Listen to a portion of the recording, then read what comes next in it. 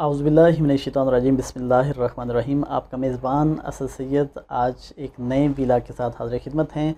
आज के वीलाग में हम कोशिश करेंगे कि पहले हम आपको चंद गुड न्यूज़ जो है वो आपके साथ शेयर करें और उसके बाद एक तशवीशनाक जो ख़बर है जिसके ऊपर लोग परेशान हैं, एक ऐसी बुराई कि जिसके ऊपर अभी तक कंट्रोल नहीं पाया जा सका, लास्ट में उसका भी ज़िक्र करेंगे और थोड़ा सा उसकी तरफ भी हुकूमत और अपनी जो हुकूमती इदारे हैं उनकी भी तवज्जो मबज़ूल कराने की कोशिश करेंगे। आज का हमारा जो पहला टॉपिक है वो ये है, जो बहुत ज़्यादा इंटरेस्टिंग टॉपिक है कि भंग से पाकिस्तान तरक्की की जानब कैसे गामज़न हो रहा है।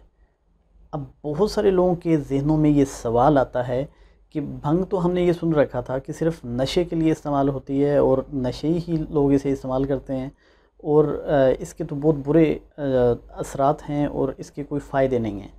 लेकिन ऐसा नहीं है, क्योंकि हम बहुत सारी ऐसी मालूमात होते हैं कि जिनसे हम वाकिफ़ नहीं होते और हम तनकीद करते रहते हैं। हालांकि हकीकत ये है कि चाइना और दीगर ममालिक जो है वो इसे कई और मकासद के लिए भी इस्तेमाल करते हैं, जिससे उनकी एक्सपोर्ट में इजाफ़ा होता है, जिससे उनकी इंडस्ट्री और जिससे उनकी सनतें मज़ीद फ़ायदे में जाती हैं। इसी तरह का एक ऐलान चंद माह या शायद एक साल पहले जो है वो फवाद चौधरी साहब ने किया था, जो वज़ीर हैं साइंस एंड टेक्नोलॉजी के। तो उनके इस ऐलान पे क्या हुआ कि एक सोशल मीडिया पे पूरी कैंपेन की गई और मजाक उड़ाया गया और शोर शराबा किया गया कि देखें जी, अब गवर्नमेंट जो है वो भंग भी उगाएगी और पूरी कौम को जो है वो नशे ही बनाना चाहते हैं। लेकिन हकीकत ये है कि जब से वो वज़ीर बने हैं साइंस एंड टेक्नोलॉजी के, तो कम से कम मैं और बहुत सारे मेरे दोस्त जो है वो इससे पहले इस किस्म की वजारत के नाम से भी वाकिफ़ नहीं थे। लेकिन आज वजारत साइंस एंड टेक्नोलॉजी, उसके बहुत सारे ऐसे काम हैं जो उन्होंने इस मुख्तसर मुद्दत में किए हैं, जिसके बाद आज एक नाम लिया जाता है वजारत साइंस एंड टेक्नोलॉजी का, जिसमें नुमायाँ कारकर्दगी हमने देखी। जब कोरोना हमारे पास आया तो ना हमारे पास वेंटिलेटर बनाने की कोई कंपनी मौजूद थी, ना उसका हमारे पास कोई तजर्बा था, ना हमारे पास सैनिटाइज़ था और ना उसके अलावा हमारे पास मास्क थे।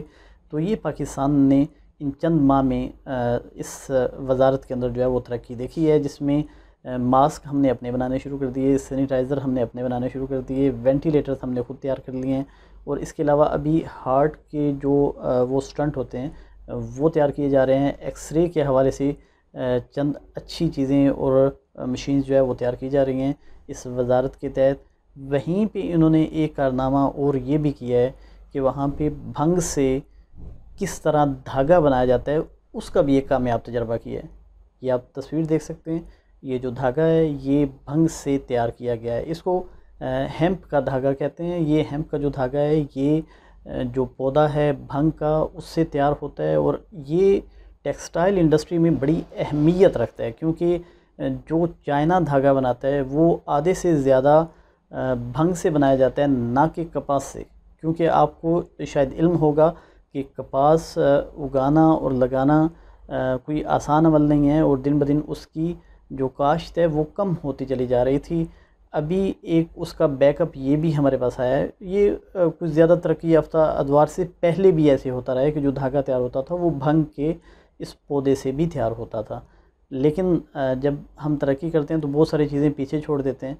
अब वो यूज़ हो रहा है और दोबारा जो है वो इंडस्ट्री में उसकी जगह बन रही है। तो इस हवाले से पाकिस्तान की जो वजारत साइंस एंड टेक्नोलॉजी है उसका ये दावा है कि आइंदा आने वाले 2 सालों में 50 से 60 मिलियन डॉलर की हम इससे एक्सपोर्ट कर सकेंगे और इंडस्ट्री को मजबूत कर सकेंगे, जिसका पाकिस्तान को नुमायां तौर पे फ़ायदा होगा। इसके अलावा हम अगर बात करें तो दूसरी जो बहुत बड़ी खुशखबरी है वो ये है कि पाकिस्तान ने पाकिस्तान के अंदर मेड इन पाकिस्तान मोबाइल और स्मार्ट मोबाइल फ़ोन्स जो है वो बनाने के मुआहदे कर लिए हैं। और ये कहाँ बनेंगे, कैसे बनेंगे, इसके ऊपर बात कर लेते हैं।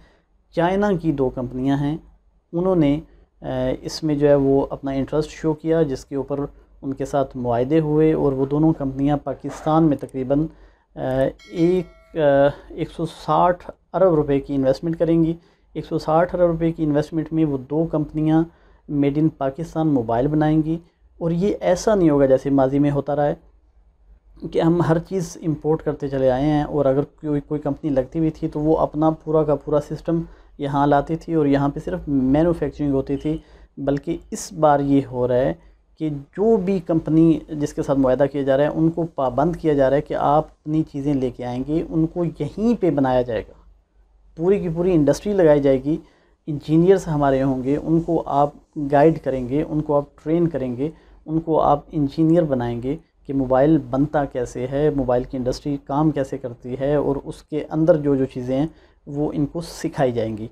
इससे क्या होगा कि आपके मुस्तकबिल में जो बहुत सारे नौजवान हैं, जो पढ़े लिखे नौजवान हैं, वो इंजीनियर्स की शक्ल में पूरी दुनिया में जाके खिदमत कर सकेंगे, और पाकिस्तान का आईटी के शोबे में डिजिटल दुनिया में एक बहुत बड़ा नाम होगा। 160 अरब रुपये की इन्वेस्टमेंट है, बहुत बड़ी इन्वेस्टमेंट है। ये कहाँ हो रही है? फैसलाबाद में।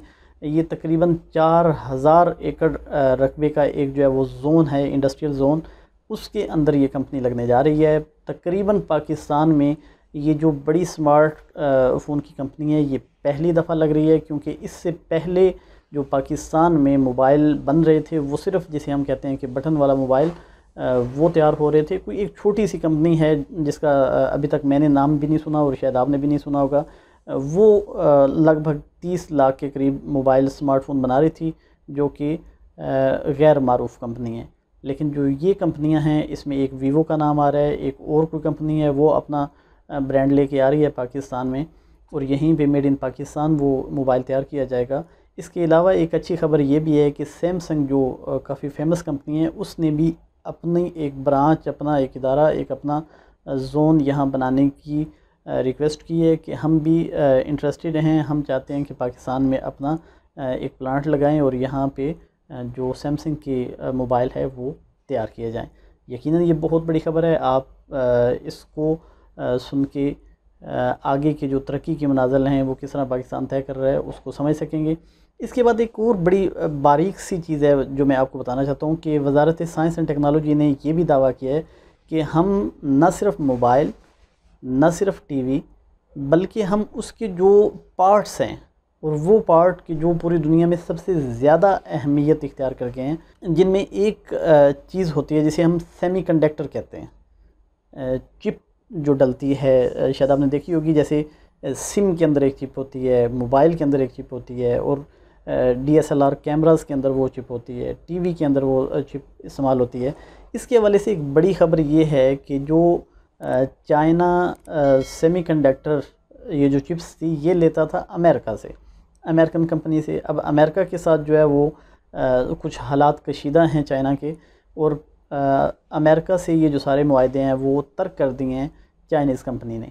और पाकिस्तान ये चाह रहा है, पाकिस्तान की जो वज़ारत साइंस एंड टेक्नोलॉजी है उन्होंने चाइना से बात की है कि अगर आप इन्वेस्टमेंट करें तो हम यहाँ पे उस सेमीकंडक्टर के डिज़ाइन भी बनाएंगे, और वो जो सेमीकंडक्टर है वो यहाँ पाकिस्तान में बनाएंगे और आपको देंगे।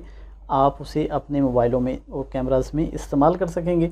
उससे फ़ायदा ये होगा कि हमारे पास एक बड़ी खेप जो पढ़े लिखे नौजवानों की है वो इंजीनियर की शक्ल में तैयार हो जाएंगे, और मुस्तकबिल में वो पाकिस्तान और पाकिस्तान के आईटी के शोबे में और डिजिटल दुनिया में बहुत ज़्यादा कामयाबियाँ समेट सकेंगे।